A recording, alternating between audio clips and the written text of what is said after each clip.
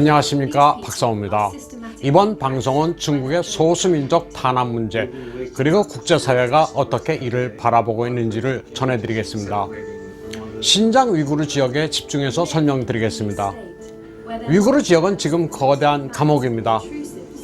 150만 명 이상을 수용하는 컨센트레이션 캠프가 새 교육시설로 위장돼 운영되고 있다는 것은 이미 공공연한 사실입니다.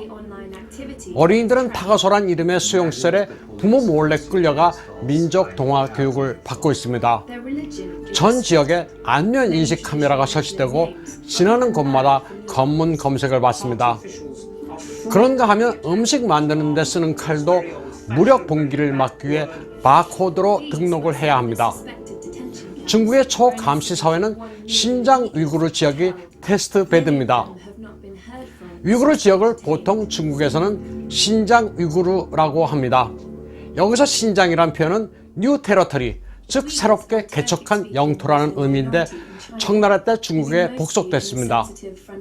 미국의 차이니스 레스토랑에는 좌종 단계, 즉 제너럴 조스 치킨이란 메뉴를 흔히 볼 수 있는데 이게 바로 위구르를 정벌한 청나라 대신의 이름입니다. 공산 중국이 들어서도 탄압은 계속됐습니다. 모택동 시절 위구르인들을 탄압한 인물이 왕전입니다만 얼마나 악명이 높았는지 위구르 지역에서는 어린 아이가 울면 왕전이 왔다고 했을 정도였습니다. 신장 위구르 지역은 베이징과 멀리 떨어져 있는 서쪽 끝이지만 동일 시간을 적용합니다. 미국 같으면 신체 리듬을 감안해 동부와 서부 시간을 달리하지만 중국은 그렇지 않습니다. 중국은 파룬궁 신자 같은 반체제 세력 그리고 소수민족 특히 위구르인들을 상대로 오건 하비스팅, 즉 장기 적출을 하고 있습니다. 이미 알려진 사실이지만 국제사회가 경악하고 있습니다. 각국이 규탄하고 있는데 이웃 일본도 마찬가지입니다. 11월 7일 일본 참의원 외교방위위원회에서는 자민당의 야마다 히로시 의원이 중국 신장 위구르의 장기 적출을 강력하게 성토했습니다.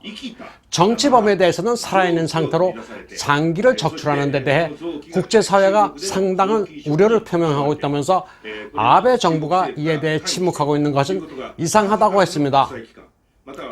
일본의 국회의원들은 국제정세에 대해 아주 꼼꼼하게 공부를 합니다. 행정부의 정책에 대해 입법부가 제대로 비판을 하다 보니 일본의 외교정책은 피드백이 이루어집니다. 국제정세가 어떻게 돌아가는지 까막눈인 한국의 국회의원들과는 판이하게 다른 모습입니다. 일본은 가스미 가세끼라 불리는 관료사회가 전문가 그룹이고 싱크탱크입니다.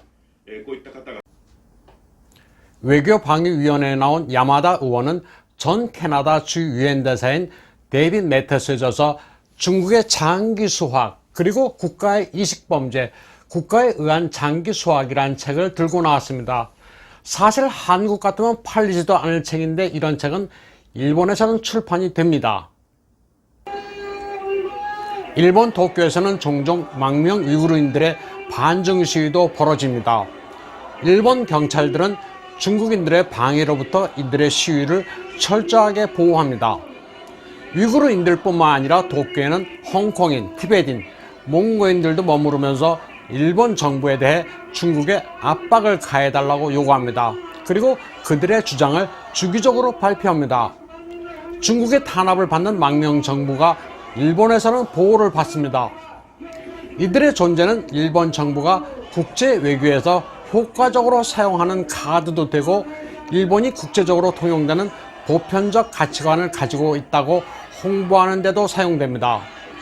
어찌 보면 일본의 세계 경영 방식인데 이는 역사가 깊습니다. 제 저서 메이지 유신을 이끈 가게무샤에는 오쿠마 시게노부가 와세다대에 온실을 지어놓고 세계의 저명 인사들을 초빙해 어울렸다는 일화를 소개했습니다. 현재 일본처럼 오쿠마 시게노부는 메이지 쇼와 시대에 이미 청나라의 강요우에나 국부 수노는 물론이고 베트남의 독립운동가, 조선의 개화파 인사들과 교유했습니다.